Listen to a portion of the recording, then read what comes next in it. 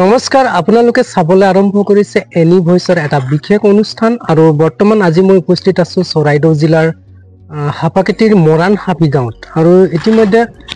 নিশ্চয় আপোনালোকে জানে যে অসমত প্ৰতিভাৰ বিকাশ ইতিমধ্যে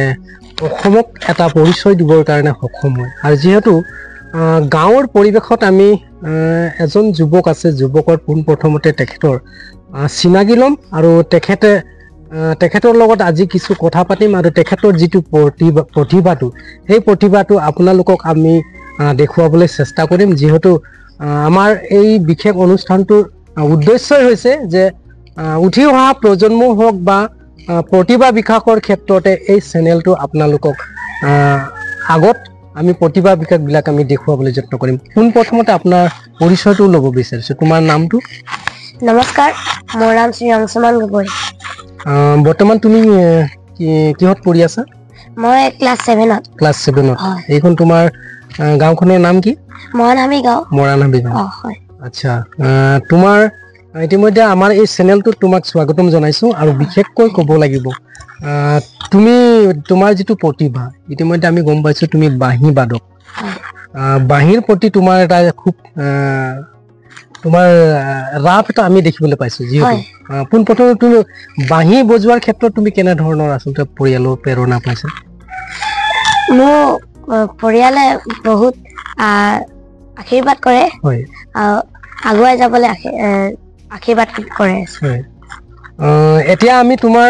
পোনে আমি যাম তোমাৰ পৰা তোমাৰ বাঁহীৰ যিটো তোমাৰ প্ৰতিভা আছে এইটো আমি দৰ্শকসকলক পোনপ্ৰথমতে আমি দেখুৱাব বিচাৰিম তাৰ পাছত তোমাৰ লগত কিছু কথা পাতিব বিচাৰিছো গতিকে তুমি আমাৰ চেনেলৰ দৰ্শকসকলক এটা তুমি বাঁহীৰ তোমাৰ যিটো প্ৰতিভা আছে এইটো দেখুৱাই দিবৰ কাৰণে মই অনুৰোধ জনাইছো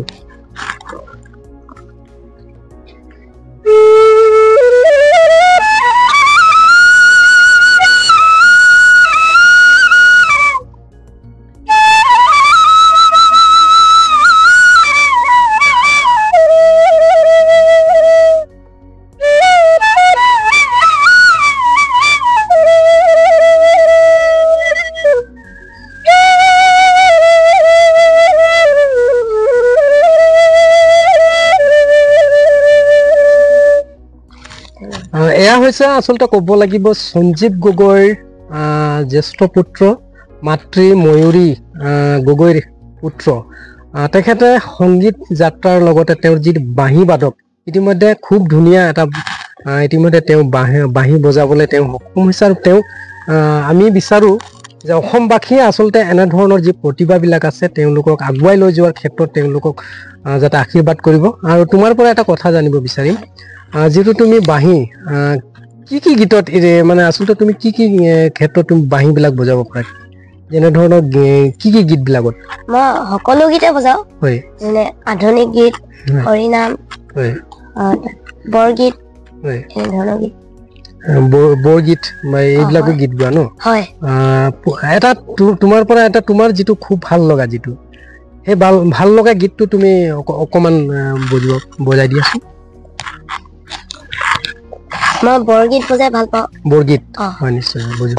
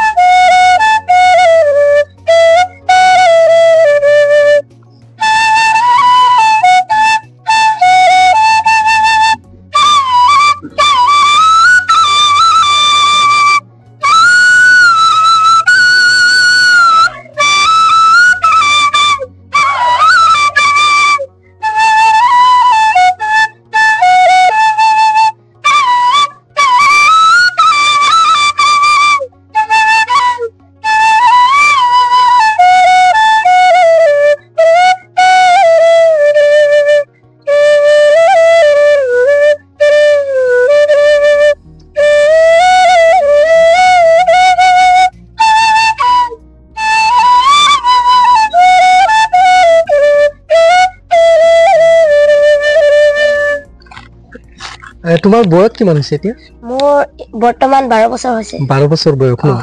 আসলতে মানুহৰ যদি হট ইচ্ছাটো আৰু যদি মনৰ একাগ্ৰতা থাকে যিকোনো ক্ষেত্ৰতে আপুনি হয়তো আগবাঢ়িবলৈ সক্ষম হ'ব 12 বছৰ বয়সতে ক'ব লাগিব যে তেওঁ এটা সুন্দৰ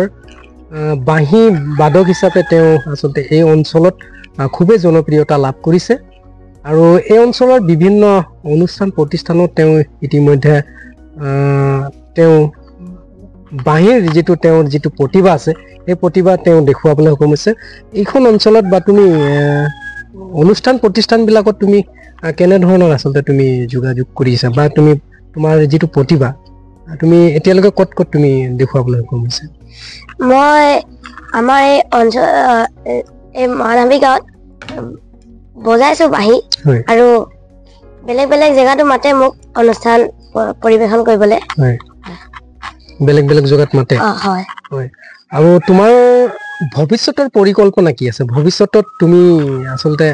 এই প্ৰতিভা বিকাশটো তোমাৰ যিটো প্ৰতিভা আছে এই প্ৰতিভাক লৈ তোমাৰ সপোন কেনেকুৱা ধৰণৰ আছে মই ডাঙৰ বাঁহী বাদক বনিবলৈ মন যায় আৰু মই বনিবলৈ চেষ্টা কৰিম ভৱিষ্যতে হয় আচলতে এজন আচলতে মনৰ যিটো হট ইচ্ছা যদি আপুনি থাকে বা আপোনাৰ যদি মনৰ একাগ্ৰতা আছে আপুনি আজিৰ তাৰিখত আচলতে এয়া হৈছে এটা উদাহৰণ তেখেত সুন্দৰকৈ আচলতে বজাব পাৰে তেখেত সুন্দৰকৈ তেখেত বাঁহীৰ প্ৰতিটো গীতক তেওঁ বাঁহীৰ সুৰতে তেওঁ গাবলৈ তেওঁ চেষ্টা কৰে গতিকে আমি তোমাৰ পৰা এটা খুব আৰু এটা গীত শুনিব বিচাৰিম যিটো ক'ব লাগিব যে আচলতে আমাৰ চৰাইদেউটো বিশেষকৈ এটা ক'ব লাগিব যে আচলতে চৰাইদেউ জিলাৰ ভিতৰত চাহ উদ্যোগিত অঞ্চল আছে বা চাহ উদ্যোগিত চাহ জনগোষ্ঠীয় গীতৰ এটা তুমি বাঁহী বাদক বজাই দেখালে আমি খুব ভাল পাম হয়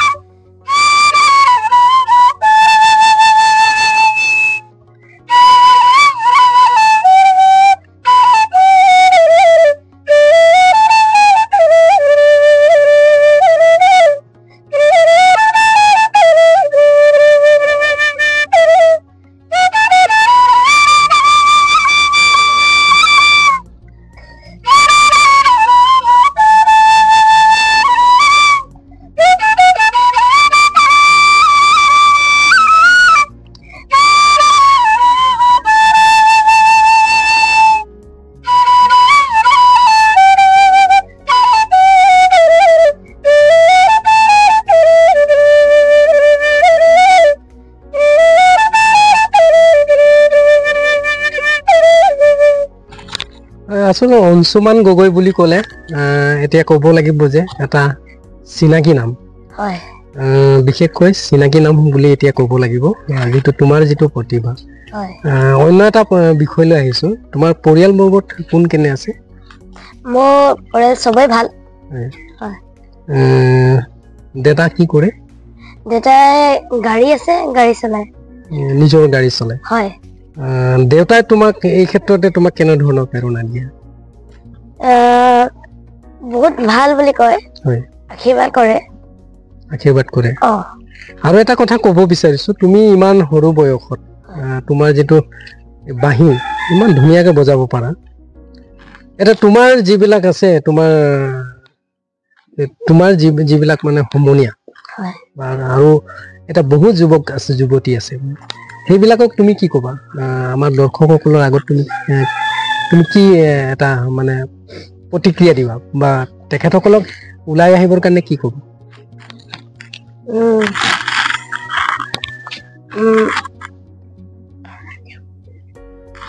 আচলতে মানে তোমাৰ দৰে তুমি যেনেকা মানে বাঁহী বজোৱা বা তুমি আনক ওলাই আহিবৰ কাৰণে কি আহ্বান দিবা মই কম সবে কিবা শিকি থাকিব লাগে হয় তাৰপিছত শিকি থাকিলে ভাল হয় এটা নিজৰ প্ৰতিভা হয় আচলতে জীৱনত মানুহৰ জীৱনত যে আগবাঢ়ি যাবলৈ হ'লে কিবা নহয় কিবা এটা প্ৰয়োজন আছে এইটো মানে যেনেকা ধৰি লওক মানে তোমাৰ বাঁহী বজোৱাৰ যিটো তোমাৰ এটা চখ বা আনো তেনেকুৱাটো তুমি বিচৰা হয় আচলতে অঞ্চুমান গগৈ তেওঁৰ যিটো ক'ব লাগিব তেওঁ যিটো পৰিয়ালত আচলতে তেওঁ জীৱনটো অতিবাহিত কৰে তেওঁৰ পিতৃ আচলতে এজন গাড়ী চালক আৰু তেওঁ এটা গাঁৱলীয়া পৰিৱেশত থাকি তেওঁৰ পিতৃৰো যথেষ্টখিনি তেওঁৰ অৰিহণা আছে পুত্ৰক আগবঢ়াৰ ক্ষেত্ৰত মাতৃয়েও তেখেতক এই ক্ষেত্ৰতে খুব অনুপ্ৰেৰণা যোগাই আহিছে অসমত দেখিবলৈ পোৱা যায় যে আজিৰ তাৰিখত যদি নৱপ্ৰজন্মই আচলতে বহুখিনি ক্ষেত্ৰতে এনে পৰিয়াল কিছুমান আছে যিবিলাক পৰিয়ালত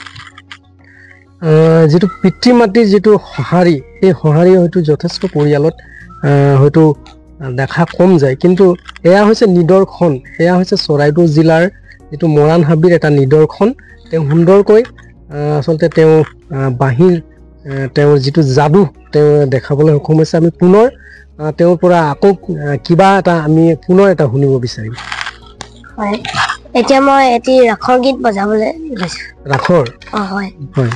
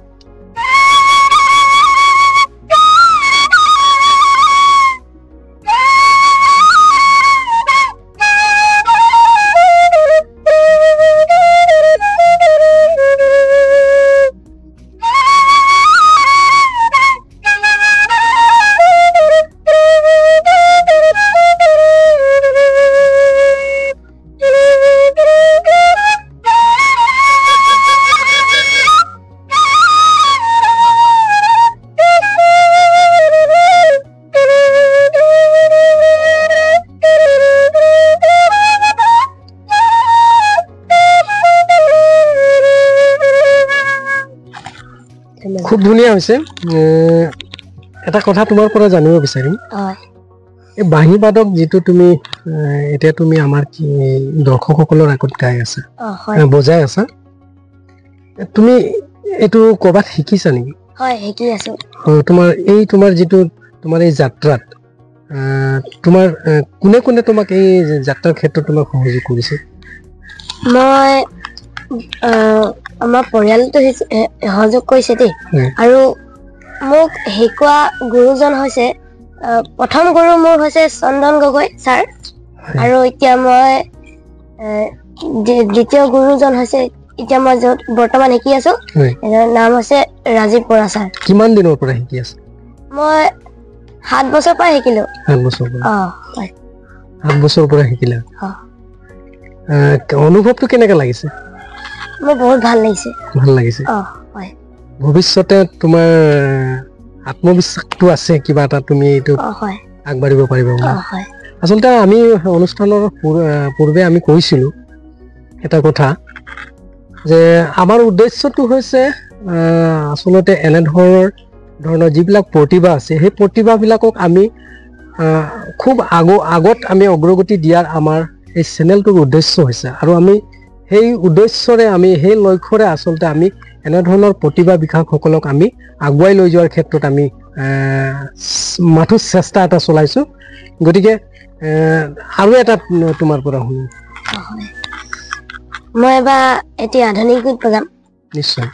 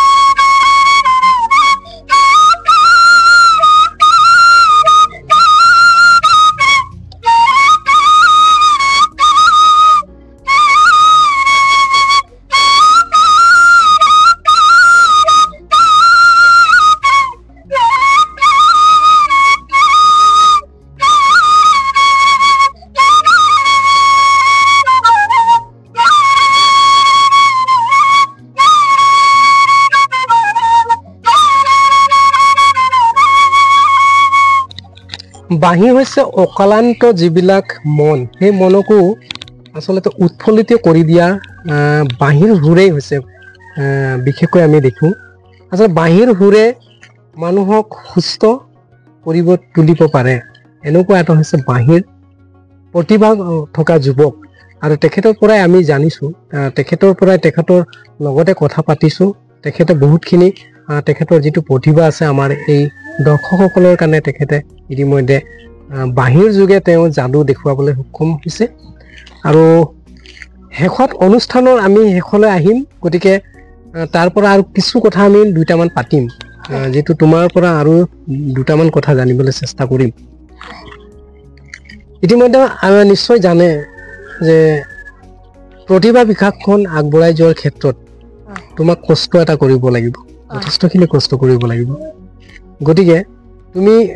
তোমাৰ প্ৰিপাৰেচনটো তুমি এতিয়া বৰ্তমান কেনেকুৱা ধৰণৰ কৰিছা মই এদিন প্ৰিপাৰেচন বহুত কৰি আছো আৰু কৰিম যাতে মই আৰু ভালকে বুজাব পাৰো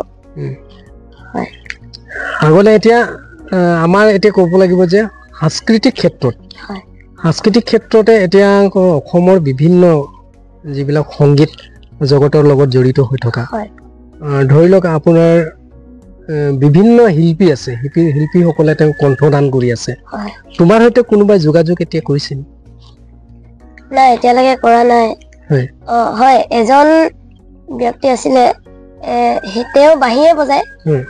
তাৰ লগত মই এবাৰ প্ৰগ্ৰেম কৰিছিলোঁ তেওঁ হৈছে লক্ষীনন্দন লাহন ক'ত কৰিছিলা এইটো দুলীয়াজানত কৰিছিলোঁ দুলীয়াজানত হয় এতিয়া তোমাৰ এই কৰিছা হয় এতিয়া আৰু এটা হেৰি আছে তোমাৰ আৰু এটা শুনি ল'ম আৰু এটা শুনি ল'ম শুনি থাকিবলৈ মন যায় খুব ভাল আছে তোমাৰ সেইটো আৰু এটা দিয়া এবাৰ মই বিহু বুজাবলৈ বিহু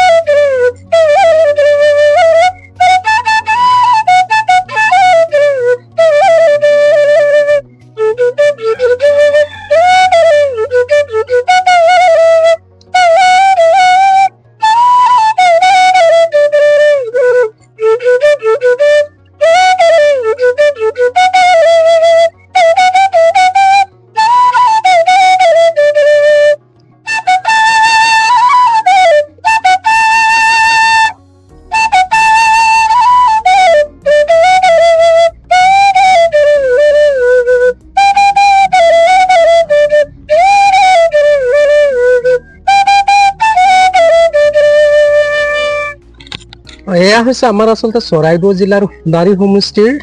মৰাণ হাবিৰ আচলতে ক'ব লাগিব যে সমগ্ৰ চৰাইদেউ জিলাৰ গৌৰৱ। আচলতে তেওঁ হৈছে চৰাইদেউ জিলাৰ এটা খুব চিনাকি নাম বুলি ক'ব লাগিব। আৰু তেখেতে বৰ্তমান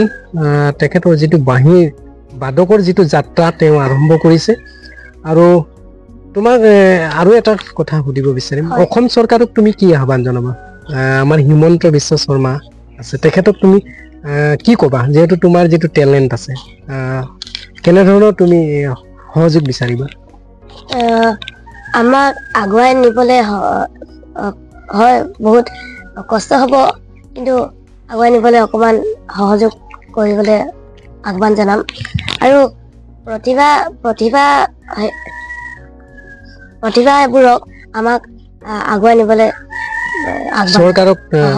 চৰকাৰক তুমি আহ্বান জনাবা। যিহেতু চৰকাৰে এতিয়া খুব আচলতে সাংস্কৃতিক জগতৰ ক্ষেত্ৰতো বহু সুবিধা ইতিমধ্যে প্ৰদান কৰিছে, গতিকে তুমি আমাৰ কি আহ্বান জনাবা? আচলতে হিমন্ত মামাক কি আহ্বান জনাবা? এনেকে যাতে উঠি অহা তোমালোকে প্ৰজন্মক সহযোগ কৰিব লাগে। হয়, সহযোগ। আচলতে এয়া আছিলে আচলতে অসমৰ গৌৰৱ, চৰাইদেউৰ গৌৰৱ, সোণাৰীৰ গৌৰৱ। আমি কিছু তেখেতৰ যি আচলতে প্ৰতিভা, সেই প্ৰতিভাক আমি দেখুৱাবলৈ চেষ্টা মাথো কৰিলোঁ। আৰু আপোনালোকে নিশ্চয় এনি ভইচৰ দৰ্শকসকলে আপোনালোকে এইজন যুৱকক আপোনালোকে আগলৈ লৈ যাব পাৰে। আৰু আমাৰ এই চেনেলটোক আপোনালোকে